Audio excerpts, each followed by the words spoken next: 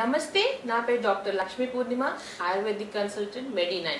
ఈరోజు మనం hair care గురించి తెలుసుకుందామండి. అంటే మన హెయిర్ని మనం ఎలా ప్రొటెక్ట్ చేసుకోవాలి.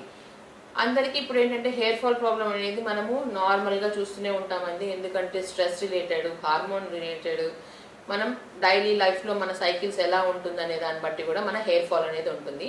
మెయిన్గా మనకి జుట్టు రాలకూడదు అంటే ఏం చేయాలంటే ఐరన్ రిచ్ కంటెంట్ అనేది తీసుకుంటూ ఉండాలి మన ఫుడ్లో.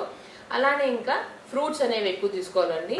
దట్టు ఇంకా వాటర్ అనేది ఇంటేక్ మనం కంటిన్యూస్గా కంపల్సరీ మినిమంగా మనం 3 నుంచి 5 లీటర్ల వాటర్ అనేది మనం ఇంటేక్ తీసుకోవాలండి.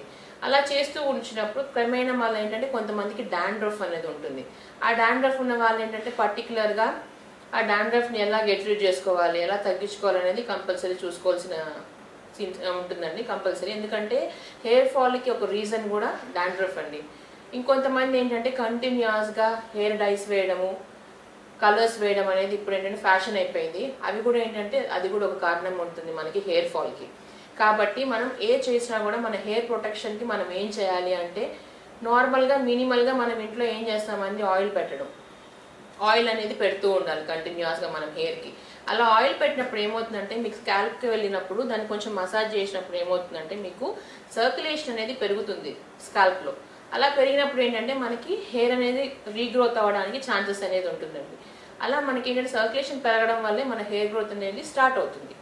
అలా ఉన్నప్పుడు మీరు కంటిన్యూస్గా ఎటువంటి ఆయిల్స్ పెట్టకుండా అలానే వదిలేస్తే ఏమవుతుందంటే మన హెయిర్ టెక్స్చర్ కూడా మారిపోతుంటుందండి. కొంతమందిలో మీరు చూస్తుంటారు చాలామంది ఆయిల్స్ పెట్టరనమాట. అలాంటి వాళ్ళు ఏంటంటే వాళ్ళ హెయిర్ కూడా బ్రిటిల్ అయిపోవడము, స్ప్లిట్ ఎండ్స్ రావడము, చింపిరి జుట్టులాగా అయిపోవడం అనమాట. అంటే ఏంటి, దాంట్లో జీవం అనేది లేకుండా అయిపోతుంటుంది హెయిర్లో కూడా. కాబట్టి మనం మినిమల్గా అయినా మనము మన హెయిర్ని ప్రొటెక్ట్ చేసుకుంటూ ఉండాలి. ఎలా అంటే ఆయిల్స్ పెట్టడం కానీ, చిన్న చిన్న ప్యాక్స్ అండి ఇంట్లో మీకు నార్మల్గా దొరికే వస్తువులతోనే పెరుగులో కొంచెం మెంతులు కలిపి పెట్టండి, లేదంటే అలోవెరా పెట్టండి. అలా చిన్న చిన్నవి మీ ఇంట్లో దొరికేవి ఏదైనా కూడా మీరు అది అప్లై చేసుకోవడం స్టార్ట్ చేయండి. అది లేదు అంటే నార్మల్గా మనకి ఏంటంటే హెన్నా అని చాలామంది పెడుతుంటారు కదా, గోరింటాకు. అది కూడా మీరు పెట్టుకుంటూ ఉంటే ఏంటంటే అది కండిషనర్గా కూడా పనిచేస్తుంది, కలరింగ్ ఏజెంట్ లాగా కూడా, న్యాచురల్ కలరింగ్ ఏజెంట్ అది మనకి. కాబట్టి దాంట్లో ఏంటంటే మీకు నార్మల్గా మీరు ఏ డైస్లో వేసుకున్నా కూడా మనకి కెమికల్ అనేది ఉంటుంది. కాబట్టి మీకు హెయిర్ లాస్ అనేది కంపల్సరీ ఉంటుంది. కానీ న్యాచురల్గా మీరు హెన్నా కానీ అలా మీరు ట్రై చేసినట్లయితే మీకు హెయిర్ లాస్ అనేది కూడా తగ్గుతుంది. దట్టు ఇంకా హెయిర్ కూడా హెల్తీ అండి అది. కాబట్టి మనం చేసే చిన్న చిన్న పనులే మన హెయిర్ లాస్కి కారణం అవుతుంది. అలానే మనం మెంటల్ స్ట్రెస్, ఎవరైతే స్ట్రెస్ ఎక్కువ తీసుకుంటుంటారో వాళ్ళకు కూడా హెయిర్ లాస్ అనేది చాలా ఎక్కువ ఉంటుంది. కాబట్టి ఖచ్చితంగా కొంచెం మీరేంటంటే మీ హార్మోనల్ చేంజెస్ని కూడా కన్సిడర్ చేసుకోవాలన్నమాట హెయిర్ లాస్ కోసం.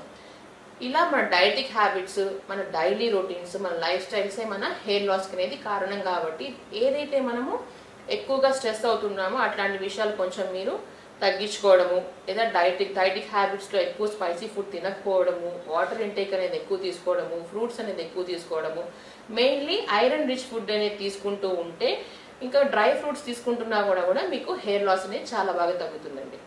Thank you. సంప్రదించవలసిన నంబర్ 9398590286 మరియు 9281000268. Website medi9.info.